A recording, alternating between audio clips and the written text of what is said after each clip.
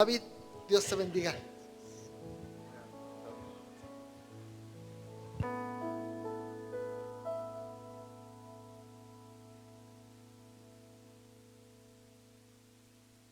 Mientras David está preparando la guitarra, yo le pido que tome su lugar. Tome su lugar. Él le va a decir que se vuelva a levantar, ¿verdad? Pero ya descansó medio minuto. ¿Sí? David está acomodándose aquí. Y bueno, ¿estás listo? Sí. Ahora sí. Vuelvas a poner de pie. Porque vamos a cantar. ¿Quiere cantar con David usted? Vamos a cantar, vamos a exaltar el nombre del Señor. Hola, ¿cómo están, hermanos? Los saludo con la paz del Señor. Es una bendición, un privilegio estar acá, compartiendo la palabra y adorando junto al Señor. Bueno, antes de ir a la palabra, me presento. Mi nombre es David Yun, soy surcoreano, pero desde los 7 años que vivo en Argentina. Es por eso que, me escuchan el acento argentino. Antes de ir a la palabra, me gustaría cantar una alabanza que suelo cantar en mi tiempo de intimidad. Es una alabanza latina, pero que se hizo tan famosa que se tradujo en el coreano también. Así que lo canto primero en el coreano y lo cantamos todos juntos en el castellano, ¿sí?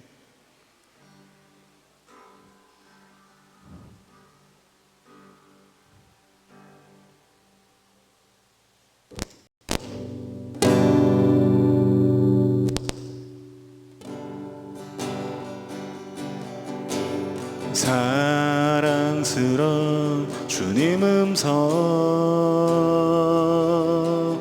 당신 곁에 가까이 이끄시네 주의 사랑을 나누리며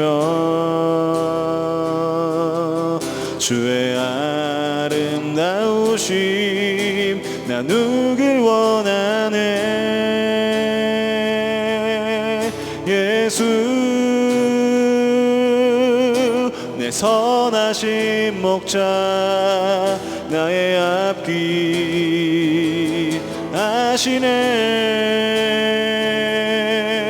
예수 신실하신 주께 내 삶을 드립니다. Vamos a cantar todos juntos cerca de ti. Cerca de ti, yo quiero estar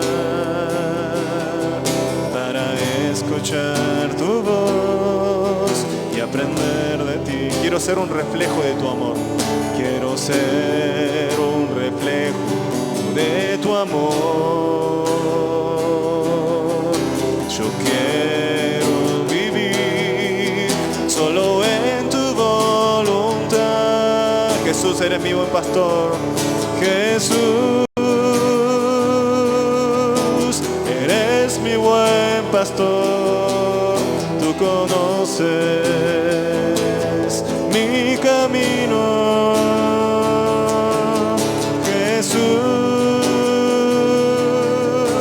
puedo confiar en ti. Oh, mi Dios, me rindo. Jesús, eres mi buen pastor. Jesús, eres mi buen pastor. Tú conoces mi camino. Jesús, puedo confiar en ti. Oh, mi Dios, me rindo. Oh, mi Dios, me rindo. Al estar en la presencia de tu divinidad, al contemplar la hermosura de tu santidad, mi espíritu se alegra en tu majestad. Te adoro a ti, te adoro a ti.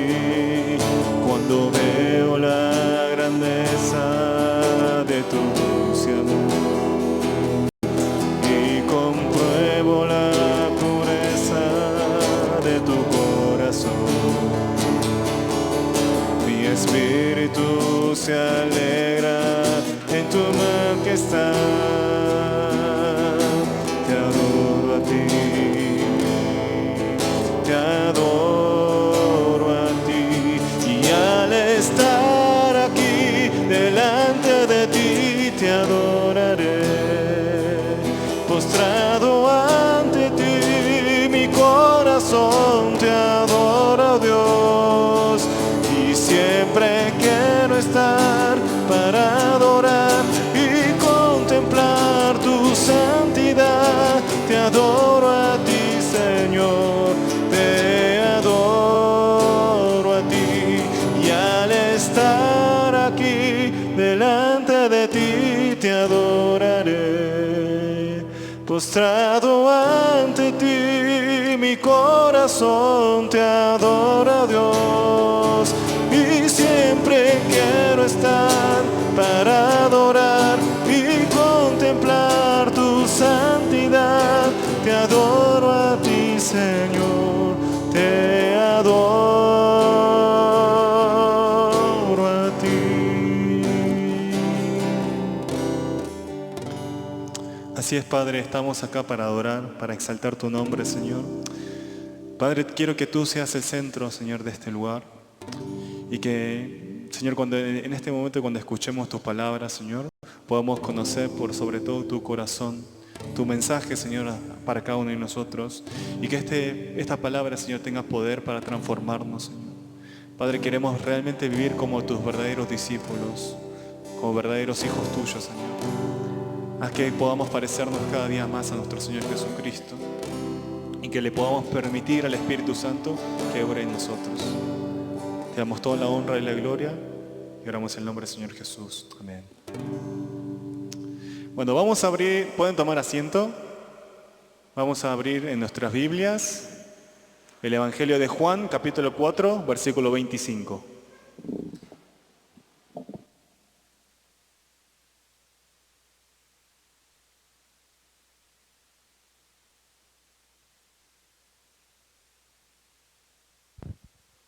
El Evangelio de Juan, capítulo 4, versículo 25.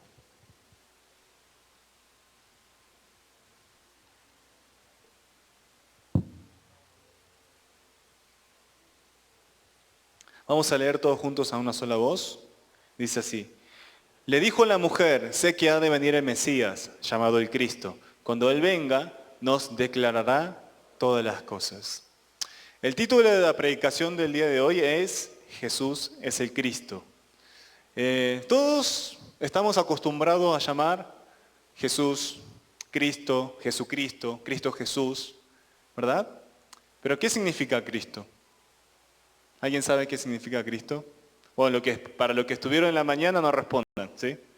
Porque de eso se trata la prédica.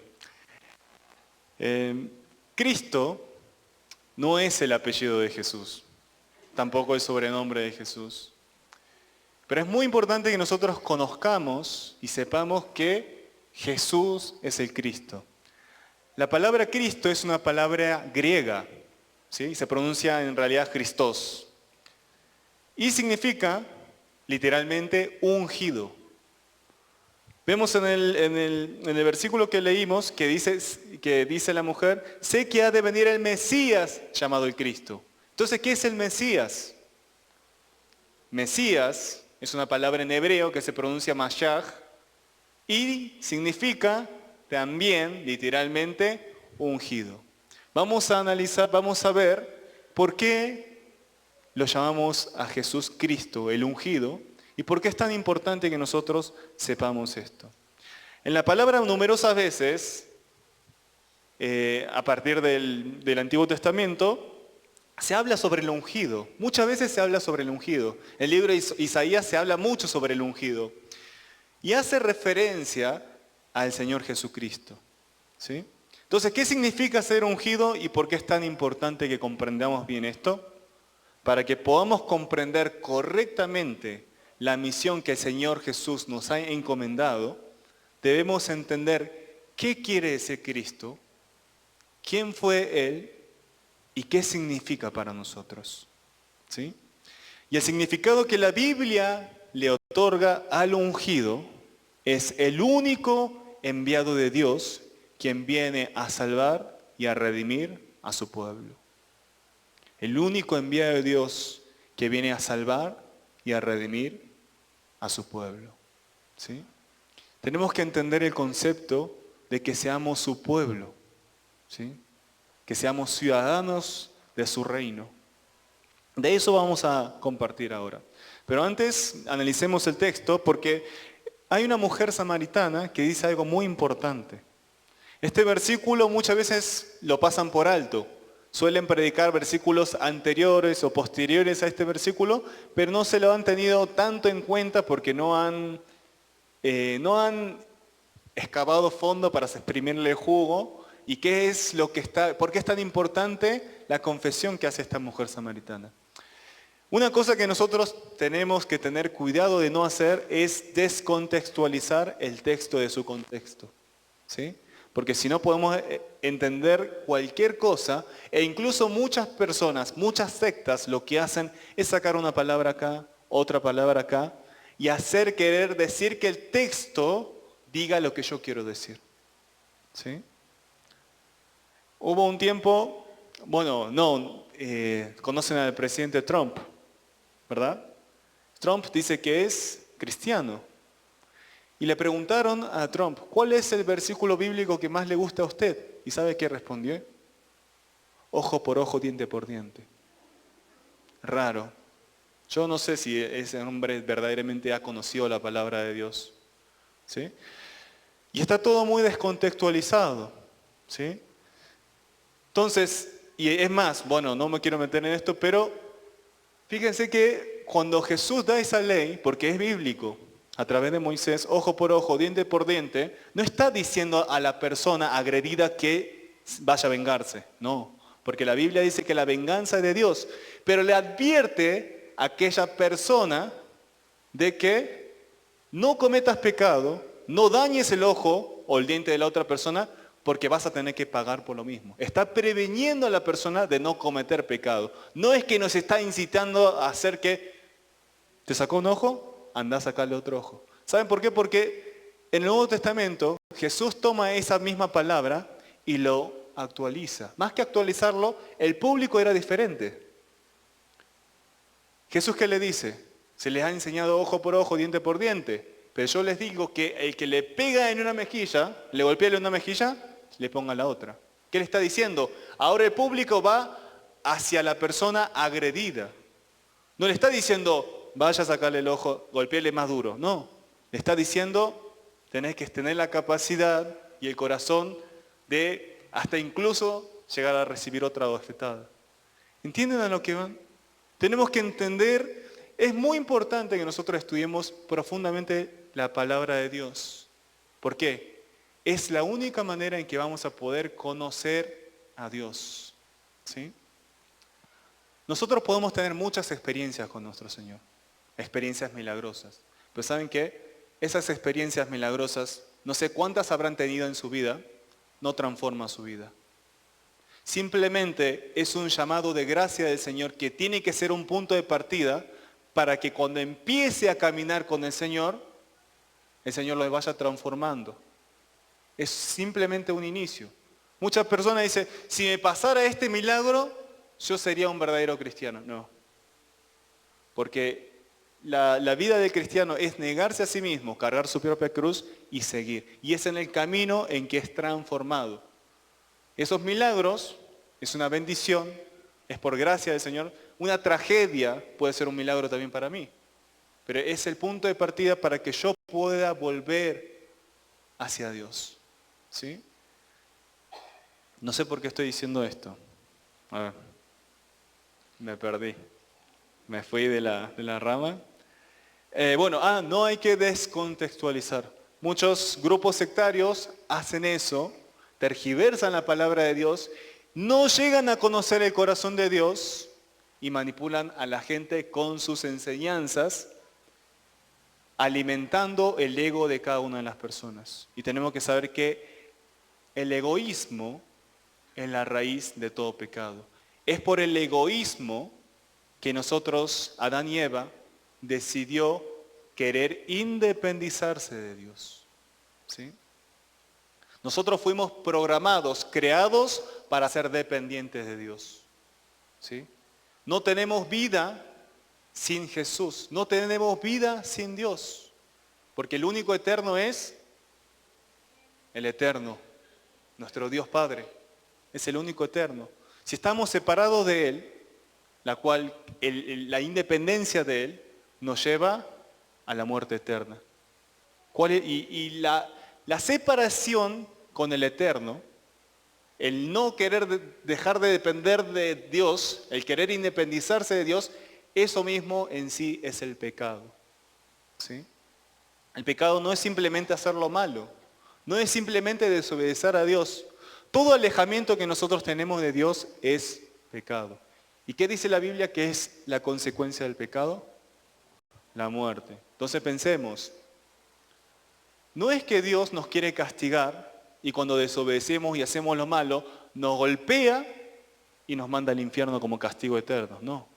Somos nosotros que nos alejamos del eterno, decidimos estar muertos y por ende la consecuencia del pecado que es la muerte eterna. Dios no es un Dios malo que nos quiere enviar al infierno, porque si fuese un Dios así, no hubiese venido Él en forma humana a morir por nuestros pecados. ¿Saben qué? Díganle a la persona que está al lado suyo, tu vida vale la vida de Dios. Usted es una persona valiosa, es una persona preciosa, no por lo que estudió o por el apellido o la familia a que pertenece. No, usted es valioso porque fue comprado por la sangre de Cristo. Usted se tiene que amar a sí mismo, se tiene que valorar a sí mismo. No se puede dar a riendas sueltas en estar en pecado y tampoco puede menospreciar y despreciar a su hermano. ¿Por qué? Porque su hermano, su hermana que está al lado suyo, lleva la imagen de Cristo. ¿Sí? Hermanos, estar de vuelta con el Señor, junto con el Señor, estar junto al Señor, es la única manera en que nosotros podemos tener vida eterna. ¿Sí? Como les había dicho, la separación con Dios es el pecado que nos conduce a la muerte eterna. ¿Y qué debemos hacer entonces para volver a estar con Dios? Debemos arrepentirnos. Todos los profetas, Juan el Bautista, Jesús, los discípulos seguían predicando el arrepentimiento. Y después de Jesús se predicaba el arrepentimiento y el reino de Dios. Y antes decía, ya está cerca el reino de Dios, se ha acercado el reino de Dios, ¿verdad? ¿Y qué es ese arrepentimiento? ¿Qué es el arrepentimiento? ¿Qué piensan que es el arrepentimiento? Nosotros tenemos un concepto erróneo de lo que es el arrepentimiento, inculcado por mucho tiempo por el catolicismo, por la gracia barata. Nos alejamos de Dios. Supongamos que Dios está acá, nos alejamos. Todo este alejamiento es el pecado, ¿verdad? Que nos conduce a la muerte eterna. Y en eso sentimos remordimiento, culpa por nuestros pecados. ¿Y qué nos han enseñado? Que no es nada bíblico. Que le decimos, perdón Dios, perdón por mis pecados, por todo lo malo que hice. Nos sacamos el peso de la culpa y seguimos por nuestro camino. Hermanos, eso no es arrepentimiento. Pedir perdón a Dios es el comienzo del arrepentimiento, pero no llega a completarse. Vamos a aprender una palabra en coreano. Repitan conmigo, juegue. Es como, va a ser fácil de memorizarlo porque es como decir juegue, ¿verdad? Pero en realidad no es tanto la pronunciación así, juegue, sino que es juegue. Suena casi igual, bueno, no importa. Juegue es una palabra en coreano que significa arrepentimiento. Nosotros los coreanos tenemos la costumbre de unir dos palabras para formar una. Hue significa corazón, la primera sílaba, que significa vuelta. Entonces para nosotros los coreanos el arrepentimiento es volver nuestro corazón, redireccionarnos hacia el Señor fijar nuestra mirada en el autor y consumador de nuestra fe y volver hacia Él. Volver hacia Dios es el verdadero arrepentimiento. Cristo ha venido a dar su vida, a romperse, a sacrificarse, derramar su sangre, ¿no? Para darnos vida, para darnos ese camino y poder volver hacia Dios. Lo único que tenemos que hacer es arrepentirnos. Lo único que tenemos que hacer es volver hacia Él, volver hacia su palabra, buscar su presencia, buscar su intimidad con el Señor todos los días, porque de eso se trata, cargar la cruz y seguirle. Hermanos, si nosotros no cargamos la cruz y no le seguimos, no podemos ser verdaderamente discípulos. Porque es en el camino que vamos junto al Señor que sufrimos la transformación. Y el que no es transformado, no es salvo. El que no es transformado, no es salvo. Examínese a usted mismo. Su vida, después de que ha recibido al Señor Jesucristo, ¿está siendo transformada? ¿Cada día está siendo moldeada? ¿Cada vez se parece más al Señor Jesucristo? Si no lo está, es porque evidentemente no está caminando con el Señor. Y si usted no sufre una transformación, no vuelve a nacer en el Señor Jesucristo, como así le dijo el Señor Jesús a Nicodemo, usted no puede ser salvo. No sé de dónde viene la idea de que venga a la iglesia y usted va a ser salvo. Venga a la casa de Dios y usted va a ser salvo. No sé de dónde viene eso, porque la Biblia no lo dice eso. Examínelo, léalo. Busque pasajes con respecto al tema de la salvación. No se quede solamente con las cartas de Pablo, porque eso es una interpretación que hace Pablo, ¿no? Es bíblico. No estoy diciendo que no lo pasemos por alto, pero lean los evangelios. ¿Qué dice el Señor Jesús acerca de la salvación? Pablo tampoco dice, vengan a la iglesia y van a ser salvos. No sé de dónde salió eso. Sean transformados, sean renovados, sus mentes tienen que ser renovados. Todo su ser, en su integridad, tiene que ser transformado. Y esa es la evidencia, ese fruto es la evidencia de que somos verdaderamente del Señor. Bueno, como les decía, porque me desvié bastante, vuelvo. El capítulo 4 de Juan habla de la mujer samaritana.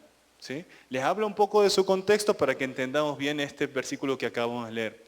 El capítulo 4 habla de una mujer samaritana que habla con el Señor Jesús. Jesús estaba sentado en un pozo de agua. ¿Sí? Los discípulos fueron a buscar comida. Y era un horario muy caluroso en donde nadie venía a sacar agua. En la cual viene una mujer samaritana, raramente a esa hora, a sacar agua. Y se encuentra con el Señor Jesús. En esos tiempos no era, hola, ¿qué tal? ¿Cómo va? Hace calor, ¿no? ¿Quiere un vaso de agua? No. La relación entre los judíos y los samaritanos no era buena. Había enemistad entre ellos. Y mucho menos se mezclaban palabras entre hombre y mujer. ¿Por qué le dice Jesús a la mujer, mujer, dame de beber? Y la mujer samaritana sorprendida dice, vos siendo judío y yo samaritana, ¿cómo es que mezclas palabras conmigo? Y el Señor Jesús le habla de que ella tuvo 5 hombres con los que convivió, que ninguno de ellos es su esposo. Entonces la mujer dice, wow, debe ser un profeta. Ya que es un profeta voy a aprovechar y le voy a preguntar esto. Ustedes los judíos dicen que tienen que adorar en cierto lugar. Nosotros los samaritanos consideramos que tenemos que adorar en otro lugar. ¿Dónde debemos adorar? Y es ahí cuando Jesús dice, mujer, no importa en dónde adoremos. Va a llegar el momento, el tiempo en que Dios busca adoradores que lo adoren en espíritu y en verdad. Ese es el versículo 23 y 24. Y después de que Jesús le dice eso en el versículo 25, la mujer dice, sé que ha de venir el Mesías, llamado el Cristo. Cuando Él venga nos declarará todas las cosas. La mujer pensaba que la mujer esperaba con ansias que llegara el Cristo, el Mesías. pero simplemente pensaba que Jesús era un profeta más. El rol que tenían los profetas en esos tiempos es la de discernir la palabra de Dios, estudiar las leyes y darla a conocer. Era el maestro de la palabra, portador del mensaje de Dios. Ella pensaba que simplemente Jesús era un profeta más. Después Jesús le dice, yo soy el Mesías. Yo soy el con el que estás hablando. Y la mujer es transformada. ¿Saben que esta mujer era una mujer de mala fama? El texto no lo dice, pero estudiando en profundidad el texto podemos saber. Ya con el hecho de que dijo que estuvo conviviendo con 5 hombres y que ninguno de ellos es su esposo, ya en esos tiempos no era algo aceptado. Ella fue a sacar agua en un horario en donde nadie va a sacar agua, en un horario muy caluroso. ¿Saben por qué? Porque el pozo de agua en sí eran para las mujeres un lugar en donde abundaban los chismes. ¿Te acordás de fulanita? Ay, no sabés lo que le pasó. Uy, el hijo de Menganita le fue mal. Era un lugar donde abundaban los chismes. Yo creo que esta mujer samaritana, al ser una mujer de mal testimonio, trataba de evitar el contacto, socializarse con las personas. ¿Sí? Y Jesús sabía eso. Jesús la restaura y hace que a través de ella pueda volver al pueblo y todo ese pueblo llegan a conocer al Señor Jesucristo. ¿Sí? Pero nos vamos a centrar en esto, en este versículo. Podemos ver que esta mujer esperaba con ansias la llegada del Mesías, del Cristo. Quizás muy diferente a nosotros, porque nosotros, ¿no?, esperamos ver al Señor Jesús cuando muramos, pero yo no veo mucha gente que está evangelizando, sale a predicar para que todo el mundo conozca al Señor y la venida del Señor Jesús se apresure. Estamos relajados, viviendo cada uno la vida como nos va, ¿no? Y si llego a morir, bueno, y como fui a la iglesia durante muchos años, seré salvo. No es lo que dice la Biblia, ¿verdad? Esta mujer esperaba al Mesías que viniese pronto. Recordemos que el contexto histórico de ese tiempo es que era colonia del Imperio Romano. ¿Saben los pobres que vivían en el pueblo israelita? Los judíos, los samaritanos. ¿Saben lo pobres que eran? Las mujeres tenían que salir a prostituirse para traer el pan del día a la casa. Un levita como Mateo se había vuelto cobrador de impuestos. Un cobrador de impuestos es un traicionero de la patria. ¿Sí? Cuando todos la están pasando mal, son esos que dicen, yo te ayudo, Imperio Romano, yo te ayudo, pero dame algo. Yo les oprimo, les extorsiono a mi gente, pero dame algo. Un levita, el pueblo escogido para adorar a Dios. En esos casos extremos se estaba viviendo. Y aún más esta mujer no tenía esposo. Saben que en esos tiempos, desde el Antiguo Testamento, Dios habla específicamente que tengamos misericordia por las viudas, por los huérfanos y por los extranjeros. ¿Saben por qué? Porque eran las personas más vulnerables. Cualquier persona podía llegar a quitarle la vida y nadie decía nada. Eran tratados como perros. Esta mujer estaba en esta situación. No le encontraba la vuelta a la vida. No encontraba respuestas. Tenía muchas preguntas, pero no podía encontrar respuestas. Y es por eso cuando dice, sé que ha de venir el Mesías, el Cristo.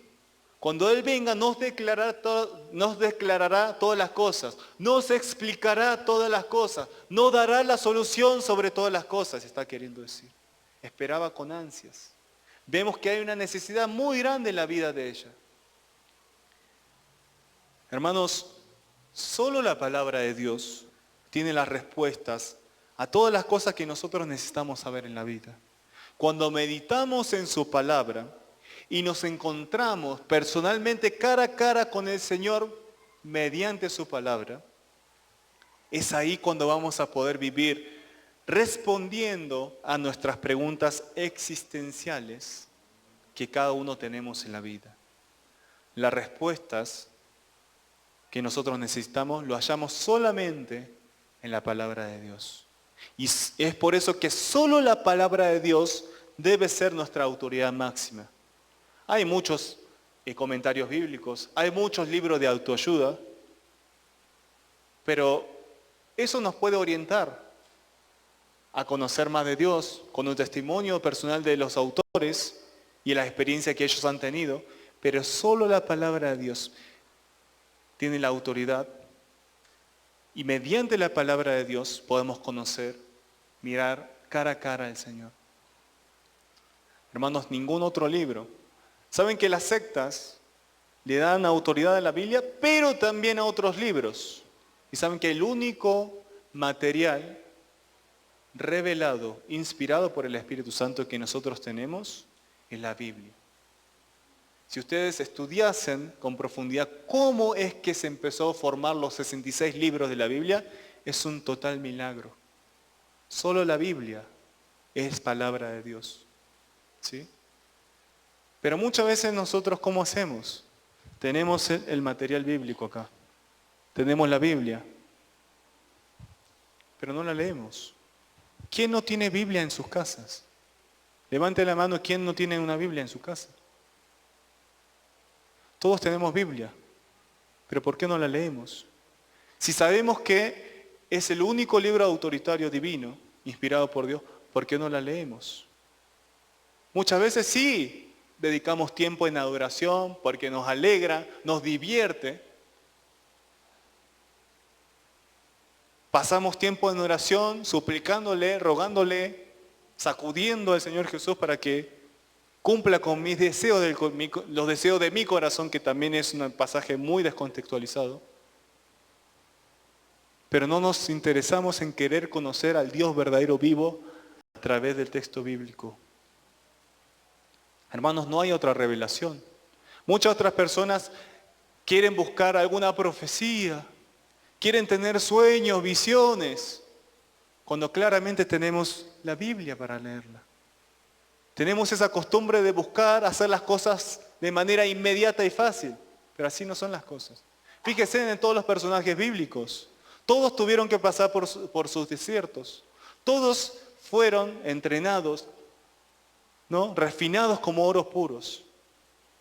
Si nosotros, cada uno de nosotros no estamos dispuestos a pasar, por cruzar por nuestro propio desierto hasta para llegar a la tierra prometida, hermanos, no llegamos. No llegamos.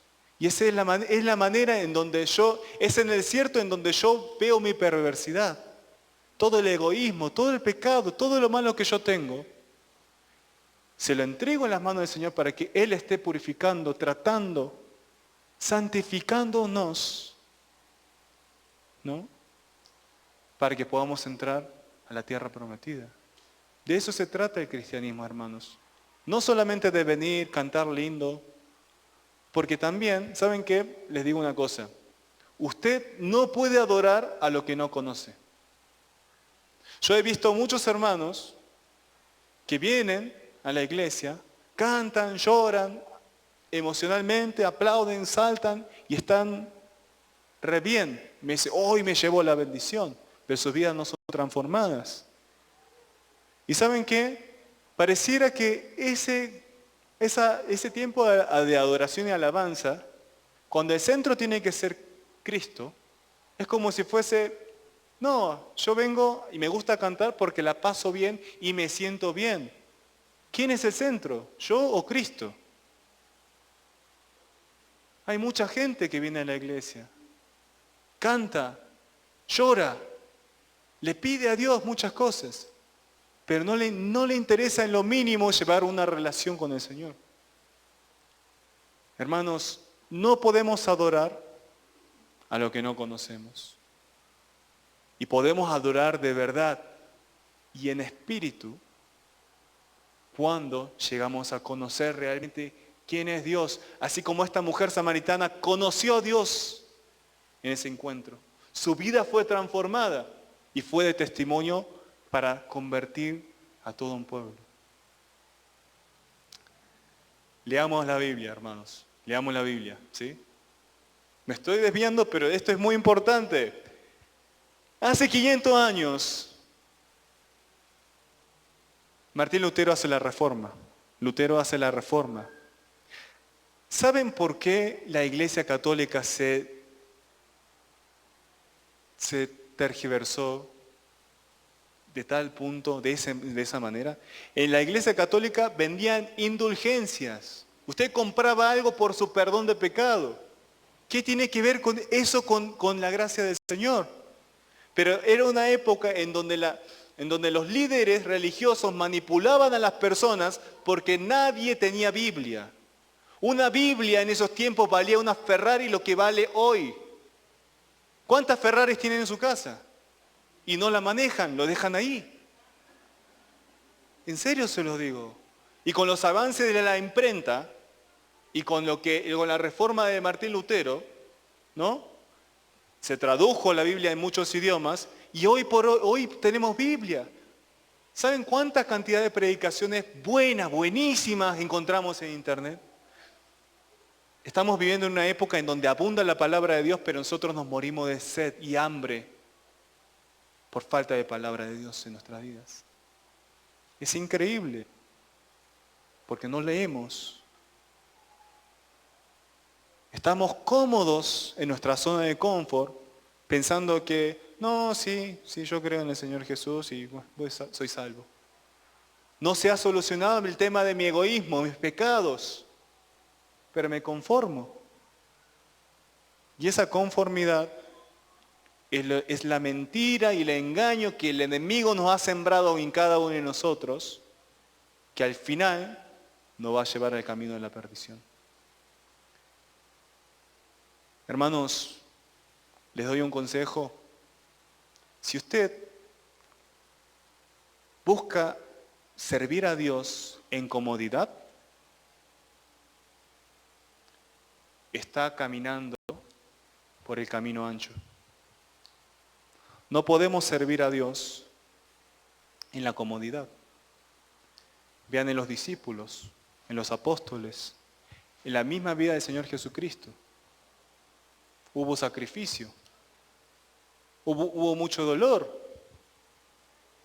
pero hubo mucha alegría, ¿saben? Muchas veces nosotros decidimos no caminar por el camino angosto porque no hemos experimentado el verdadero gozo del Señor Jesucristo en nuestra vida. ¿Sí? Les doy un ejemplo. Yo fui tío hace poco, veo una criatura muy linda, ¿no? Debe estar muy contento con su bebé ahí. ¿Verdad? Hermano, está muy contento. ¿Cuántas veces se despierta a la madrugada a darle la leche? Cuando llora. ¿Tiene sacrificio? Se cansa por el bebé. Toda su atención tiene que ir en el bebé. Ya no puede vivir su propia vida porque vive para el bebé, ¿verdad? Hay sacrificio, pero hay gozo. Es así. Tenemos que conocer a Dios. De eso se trata. El Señor no nos promete comodidad, no, nos promete cosas más grandes, pero nos dice, el que quiera ser mi seguidor, níguese a sí mismo, cargue su propia cruz y síganme. El que quiera salvar su vida, el que quiera acomodarse a las cosas del mundo, la perderá. El que pierda su vida por causa de mí y del Evangelio, la salvará. Está hablando de la salvación. Todo aquel que quiera ser salvo, venga a la iglesia una vez a la semana.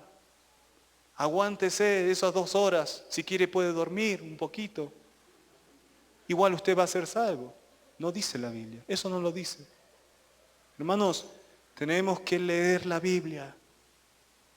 Es la palabra de vida. Amén. Hermano, toda la respuesta que nosotros necesitamos la hallamos en la palabra de Dios. Y es por eso que la palabra de Dios debe ser nuestra autoridad máxima. Muchas veces nosotros lo que hacemos es, leemos la palabra de Dios.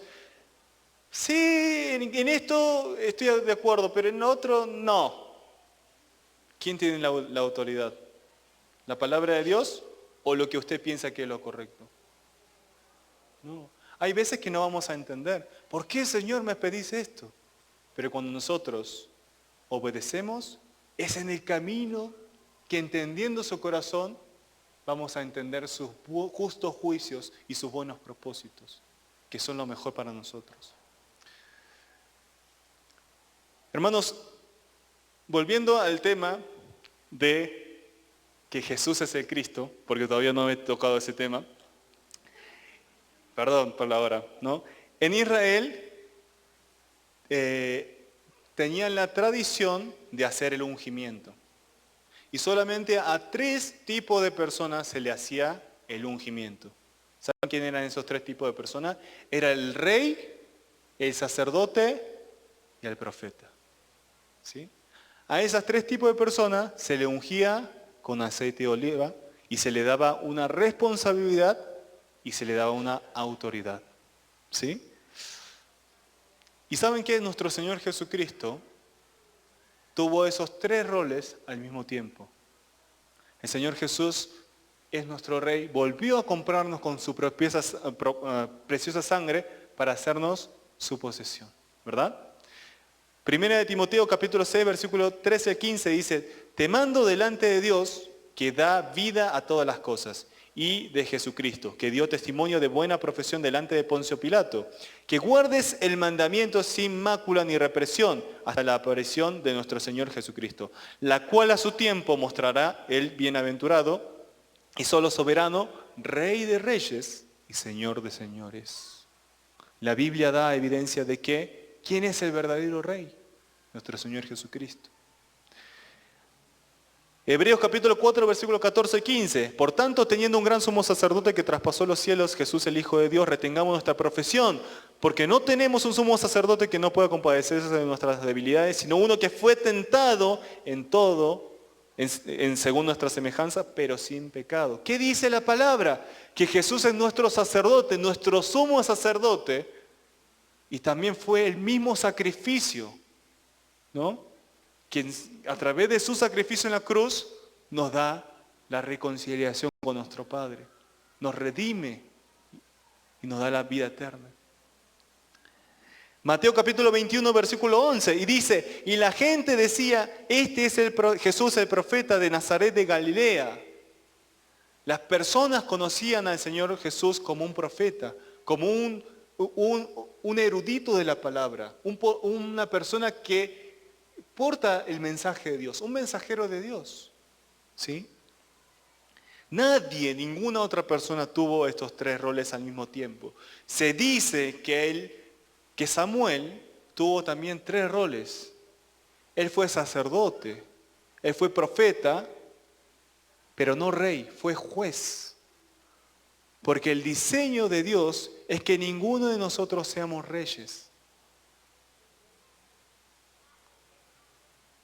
¿Saben qué quiere decir que Adán y Eva quisieron ser como Dios?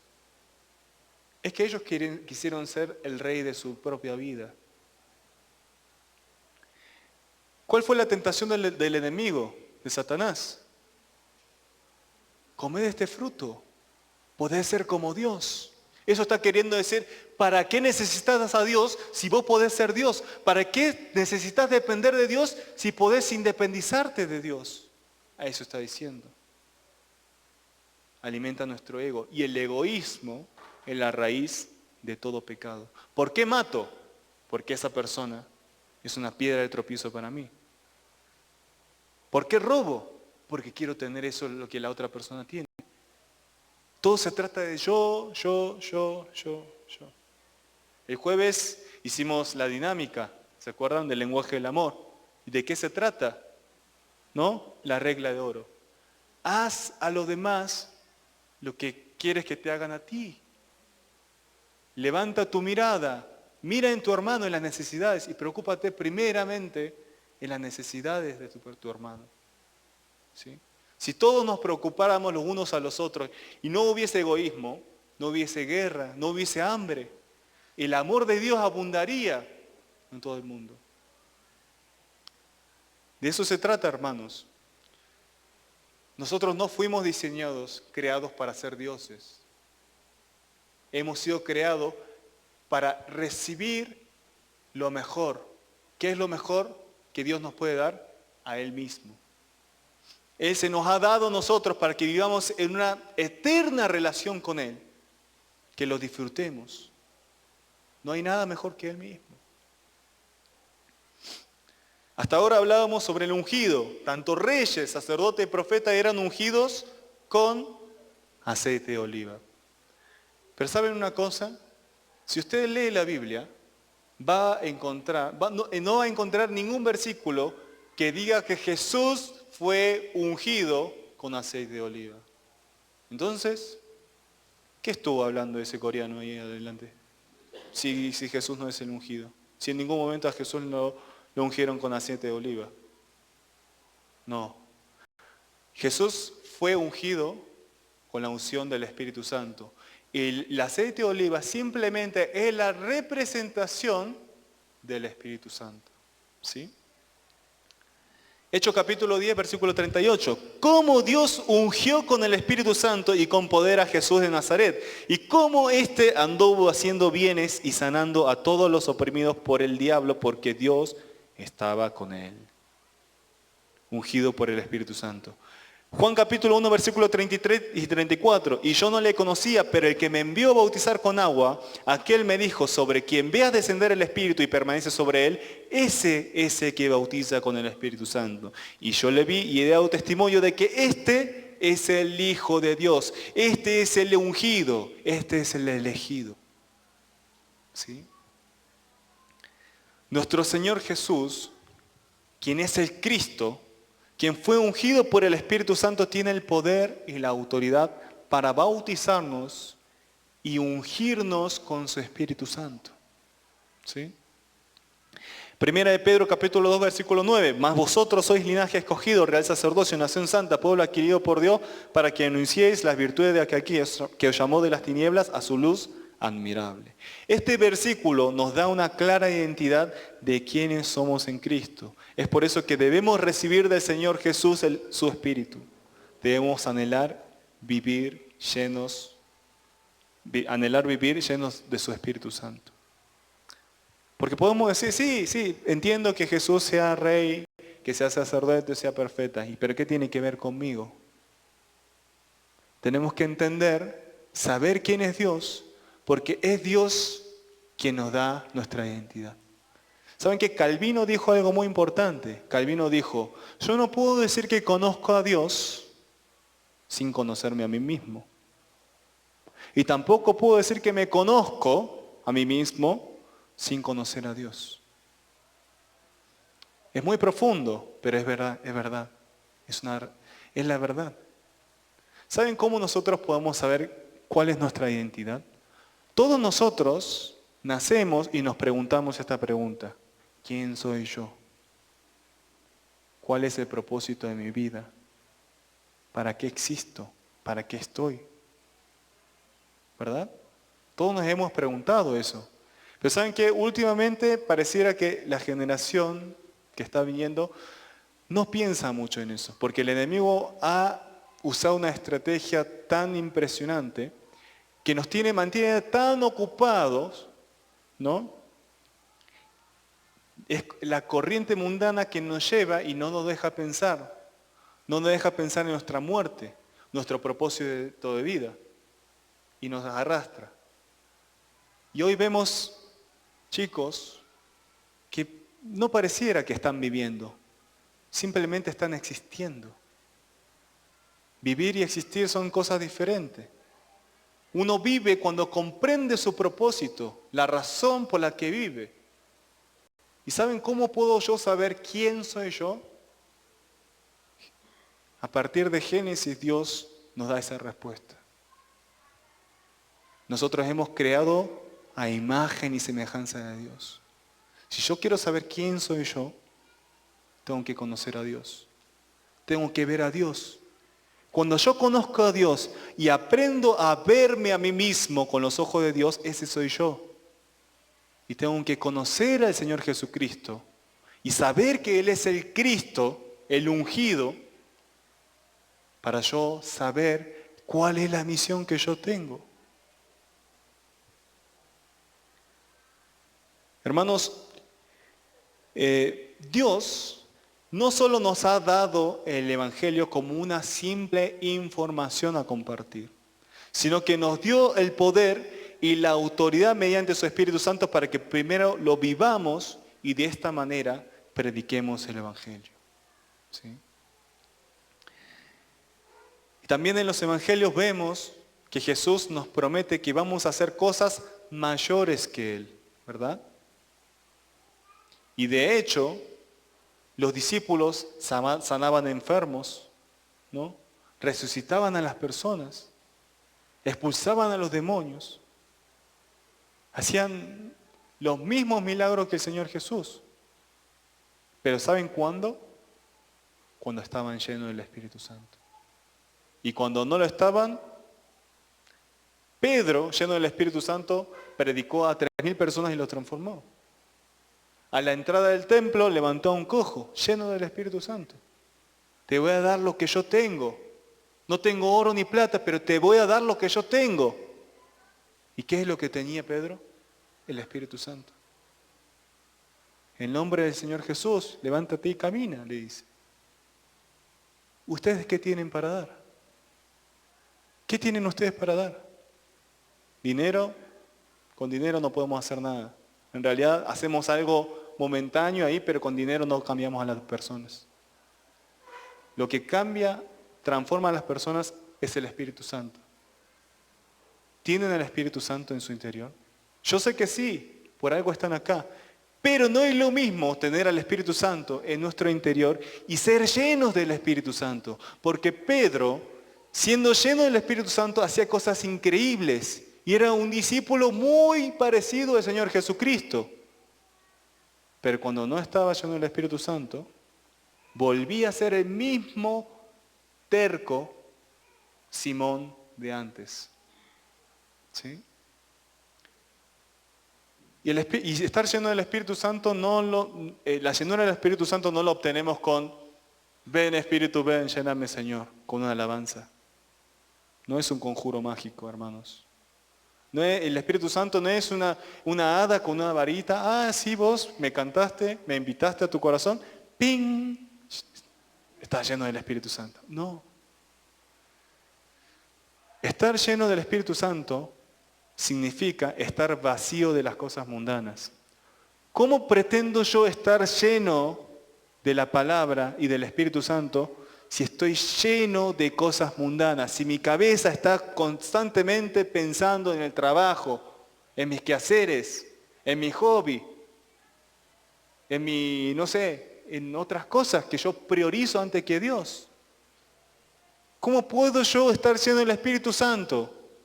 ¿Cómo puedo yo discernir la palabra de Dios si me la paso viendo Netflix todos los días? Hermanos, es cuestión de lógica.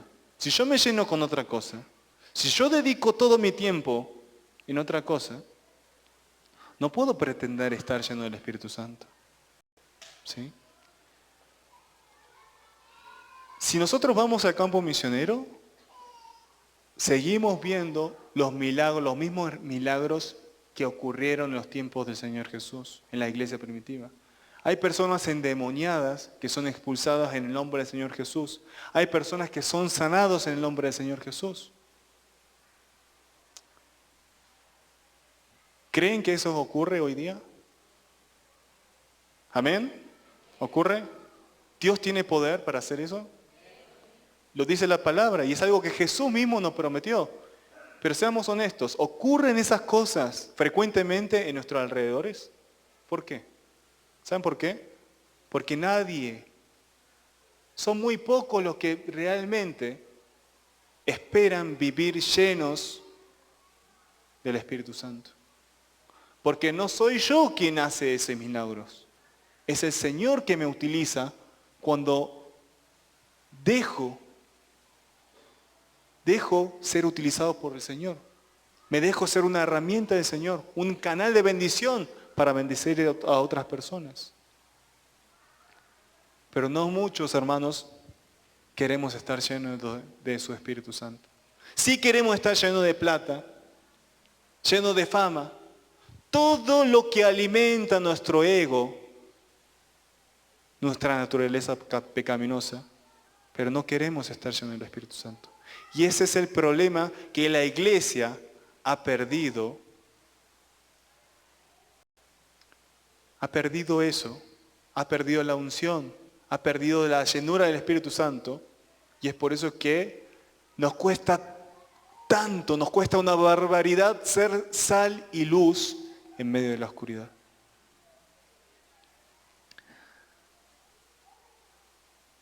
Hermanos, yo no estoy predicando una teología milagrera. Yo creo en un Dios de milagros, pero no en un Dios milagrero.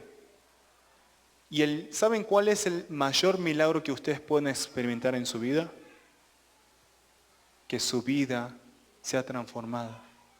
Que la vida de cada uno de ustedes sea transformada y consagrado hacia el Señor. ¿Queremos cambiar el mundo? Empecemos por cambiarme a mí mismo. Si yo cambio, estoy cambiando el mundo. ¿Sí? Pero ese cambio empieza por conocer realmente al Señor Jesucristo. Veamos en qué consistió el ministerio de Pablo. Y todos los días en el templo y por las casas no cesaban de enseñar y predicar a Jesucristo. Hechos capítulo 18, versículo 5. Y cuando Silas y Timoteo vinieron de Macedonia, Pablo estaba entregado por entero a la predicación de la palabra y testificando a los judíos que Jesús era el Cristo. Hechos 18, versículo 28. Porque con gran vehemencia refutaba públicamente a los judíos, demostrando por las Escrituras que Jesús era el Cristo. ¿Con qué lo demostraba? Con las Escrituras. ¿Saben cuántas personas inteligentes que no creen en el Señor, vamos a predicarle? Dame tus fundamentos. Mi pastor sabe. Le puedo dar el número de mi pastor y así que puedo hablar con él. ¿Dónde está su fundamento? Tiene que examinarse, porque puede ser que la fe que ustedes están teniendo es simplemente una fe ciega. Y la fe ciega no es fe. Sin palabra, no podemos conocer a Dios. Y si no conocemos a Dios, difícilmente podemos tener fe. Es por eso que vuelvo a reiterar la importancia de las Escrituras, de la palabra. ¿Sí? Predicar el Evangelio consiste en dar a conocer que Jesús es el Cristo. ¿Y qué significa realmente esto? Es reconocer que Jesús es nuestro Rey. Es reconocer que Jesús es nuestro sacerdote. Es reconocer que Jesús es nuestro profeta. Es reconocer que Jesús como nuestro único Rey es Él el único quien nos gobierna y nosotros nos sometemos solamente a Él. Es reconocer que Jesús como nuestro sacerdote es quien nos intermedia con nuestro Dios Padre para la reconciliación. No hay otro camino, hermanos, solamente Jesucristo. ¿Usted piensa que lo que usted ha aprendido, las posesiones que usted ha acumulado, lo puede salvar? ¿O un amigo? ¿O una persona poderosa en su familia, cercana, los puede salvar? No, solamente Jesucristo. Es reconocer que Jesús como nuestro profeta nos enseña y nos da testimonio del amor eterno del Dios Trino. Siendo Jesús mismo el testimonio encarnado del amor de Dios para toda la humanidad. Eso es creer que Jesús es el Cristo. Hermanos, como les dije, yo vengo de Argentina. Argentina por cultura son cristianos, católicos. Y cuando salimos a evangelizar y les pregunto, ¿conoces al Señor Jesucristo? Todos me dicen que sí, todos me dicen que sí. Y le pregunto, ¿quién es el Señor Jesús para vos? Y es un simple corderito que ha muerto por mis pecados. Lástima por Él, pero gracias a Él tengo salvación. ¿Qué es eso? Puede ser que lo haya recibido como su Salvador, pero no le interesa conocerlo. Y menos someterse a Él. No le interesa que Él sea el profeta, el maestro de su vida, quien guíe su camino. Y mucho menos le interesa someterse a su gobierno. Eso no es aceptar a Jesús como Cristo. Los fariseos, los maestros de la ley, los eruditos, los saduceos, ellos, ¿saben cómo llamaban a Jesús? Rabí, rabino, maestro. Y la Biblia habla de que ellos sabían que Jesús en lo que enseñaba tenía autoridad, tenía integridad en su vida. Sus palabras eran palabras de poder, transformaba a las personas. Estos fariseos, ¿no les parece raro que siempre le querían ponerle una trampa? Hasta incluso lo querían difamar para matarlo y todo eso. Pero siempre vemos que están ahí cerca, alrededor del Señor Jesús. Y son ellos que lo invitan a comer, a almorzar y a cenar. Y siempre pasan un tiempo con ellos. Pero ¿saben qué? Los fariseos, estos maestros de la ley, a Jesús le decían rabí, rabino, maestro, pero nunca le dijeron Señor. La palabra Señor en griego es Kyrios. Y la palabra Kyrios no está queriendo decir el Señor verdulero de acá de la vuelta. No, la palabra Kyrios tiene una connotación mucho más profunda. Quiere decir Rey de mi vida, dueño, mi Señor, a quien yo me someto y le pertenezco. Eso está queriendo decir. Ningún fariseo, ningún maestro de la ley quería someterse a Jesús. Sí quería aprender de Él, porque decía cosas interesantes. Tenía una profundidad de conocer la palabra de Dios que querían estar ahí para aprender de Él, pero no ser transformados y no someterse a Él. Ellos no creían que Él es el Hijo de Dios. Ellos no creían que la cruz lo iba a salvar. Eso no es aceptar a Jesús como Cristo. Supónganse que yo quiero contraer matrimonio con una mujer que tanto amo. Y esta mujer me dice, sí, bueno, está bien, me caso con vos. Pero tengo algunos requisitos. Vas a traer el dinero, te vas a encargar, te vas a tener la responsabilidad de traer el dinero a la casa. Yo voy a tener otros novios. No te voy a cocinar nunca. Encima no vas a vivir en esta casa y no vamos a tener relaciones.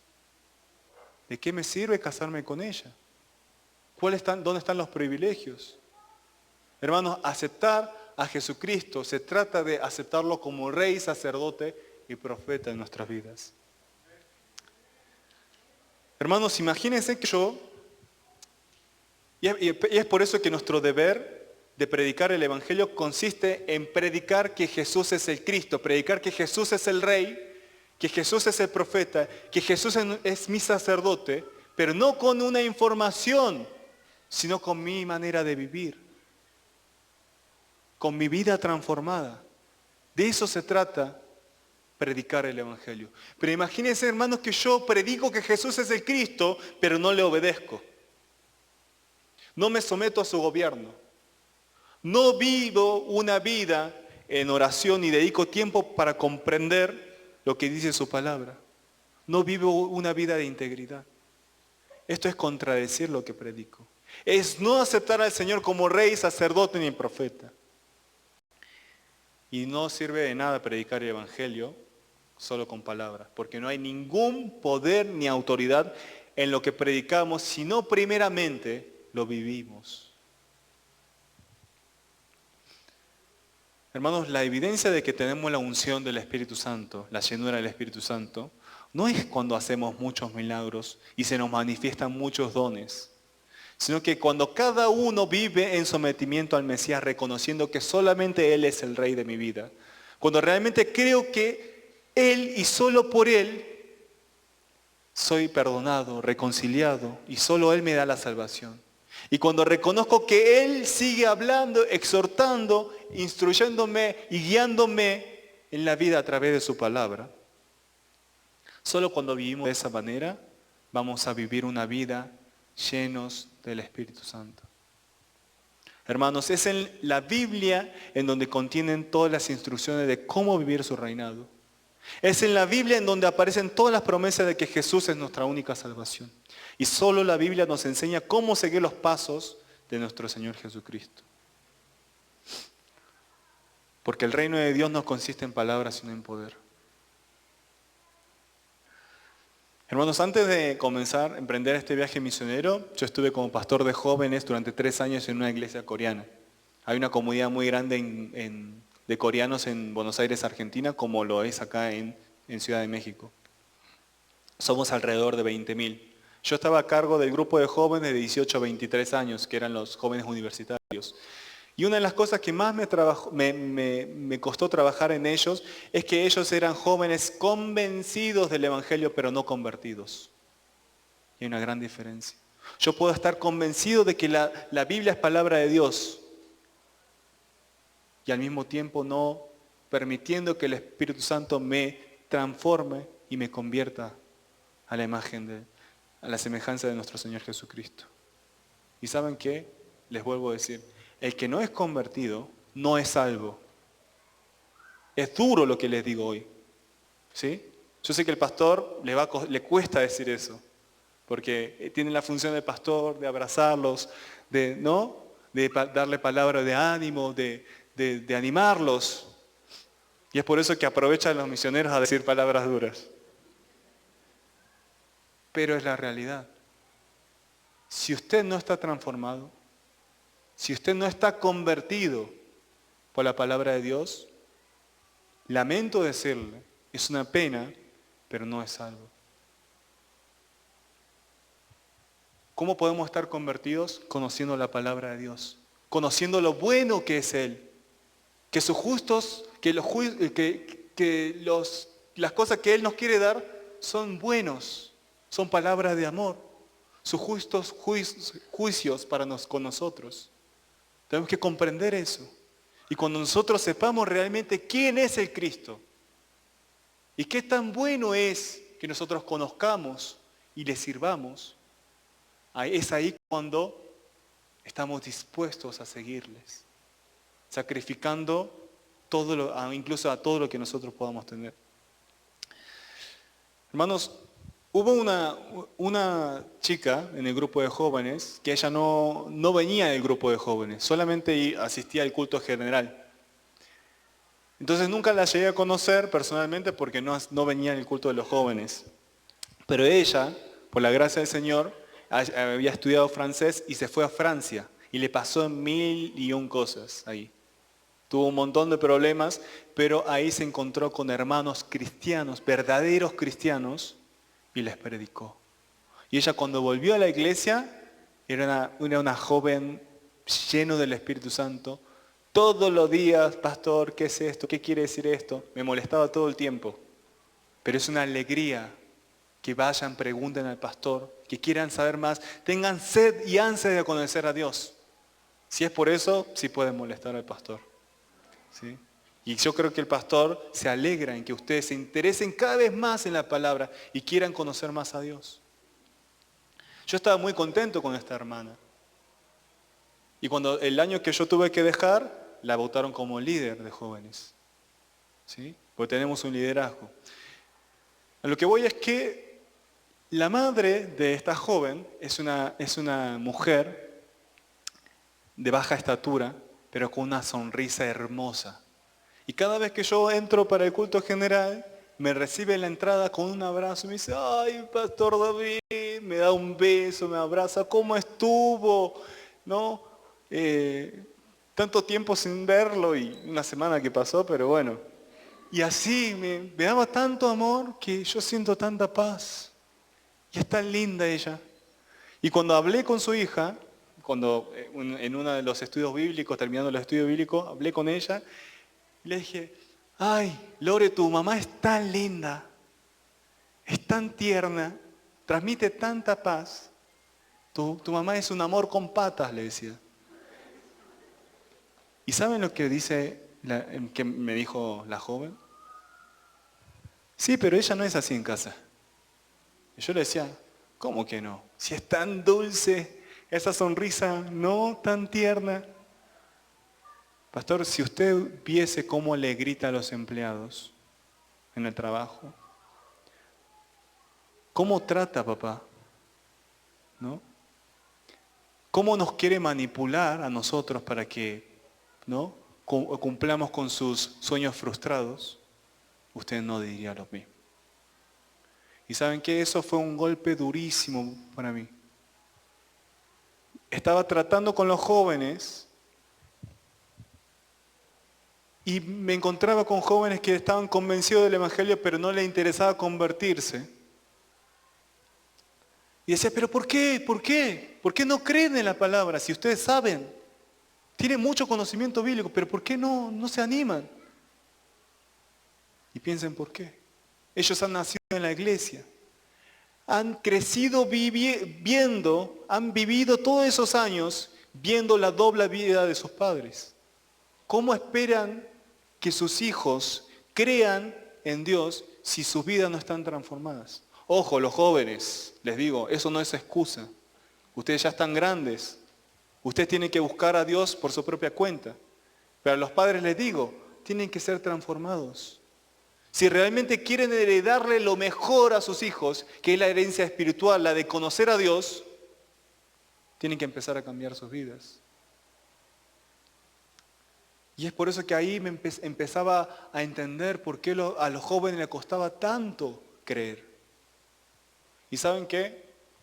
Gracias a Dios por la fe de su hija, ¿no?, de esta joven, que había sido transformada en Francia, empezó a influir positivamente, predicando a Cristo con su vida, a su familia. Su papá se convirtió, su mamá también se convirtió. Ella me compartió todo eso. Ahora solo falta el hermano. Pero el hermano se está empezando a interesar. Es algo que el Señor promete. Pero usted tiene que ser transformado. No puede pretender transformar a otra persona que conozca al Señor Jesucristo si usted no está siendo transformado. Con esto termino, hermanos. En Romanos capítulo 10, versículo 17 dice, así que la fe es por el oír y el oír por la palabra de Dios. Hay dos palabras que traducen la palabra. ¿Sí? La primera manera de traducir es logos. ¿Sí? En el griego diferencian la palabra la palabra logos con la palabra rema. Logos es la palabra escrita que nosotros tenemos a mano. La Biblia, la escritura es el logos de Dios. Pero el rema es la palabra viva que nos llega a nosotros al leer el logos de Dios. ¿Y saben qué? Cuando nosotros interpretamos este versículo de Romanos, así que la fe es por el oír y el oír por el logos de Dios, ¿saben cómo podemos malinterpretar? Podemos pensar que si escuchamos, nos sale la fe automáticamente. No. Este versículo es un desafío para todos los cristianos, para que nosotros seamos el rema de Dios. Está queriendo decir que nosotros debemos ser el mensajero, la palabra viva, la portadora de la presencia del Espíritu Santo y ser el mensaje de Dios para todas aquellas personas que no han conocido realmente al Señor Jesucristo en su vida. Hermanos, yo deseo que en esta iglesia realmente cada uno de ustedes sea el rema de Dios y que con su testimonio, que con el conocer de Dios puedan hablarle, predicarle a muchas personas para que esas personas puedan volver hacia Dios. Hoy día hay muchas personas como esta mujer samaritana que leímos al principio que esperan ver a Cristo. Esperan encontrarse con el Señor Jesucristo con ansias. Esperan respuestas en su vida. Y nosotros como el cuerpo visible del Señor Jesucristo, que es la iglesia, que confiesa que Jesús es el Cristo, tenemos la tarea, la obligación, el deber de demostrarle al mundo que realmente nuestro Señor Jesús es el Cristo. Amén. Yo los bendigo, los animo para que realmente busquemos al Señor con todo nuestro corazón. Y que esta iglesia sea una iglesia llena de su Espíritu Santo y con poder, y que realmente podamos ser la sal y la luz hacia todo el mundo. Vamos a orar. Padre amado, te damos gracias por tu palabra en el día de hoy. Gracias por nuestros hermanos. Gracias porque fuiste tú, Espíritu Santo, hablándole al corazón de cada uno de ellos. Padre, te pido que siembres esta palabra en su mente y su corazón para que el enemigo no se lo pueda arrebatar. Padre, sabemos que tú eres el Cristo. Tú eres nuestro Rey, nuestro sacerdote, nuestro Maestro. Tú eres el único quien nos gobierna, el único camino y nuestro único Maestro, Señor. Te pido que a través de tu Espíritu Santo guíes cada uno de nuestros pasos. Y cada día, Señor, esta iglesia huela más a Cristo. Y que podamos ser, Señor, realmente el cuerpo visible del Señor Jesucristo, siendo tú la cabeza, Señor. Gracias por todo, gracias por cada uno de nuestros hermanos, por la congregación, por los líderes, por el pastor, Señor. Te pido que realmente todos los días los estés renovando con tu palabra y con tu Espíritu Santo, para que podamos entender tus justos juicios, tus buenos propósitos para nuestra vida y para, Señor, y para tu pueblo. Te damos gracias, te adoramos, te honramos, te damos toda la gloria solamente a ti y oramos en el nombre del Señor Jesucristo. Amén.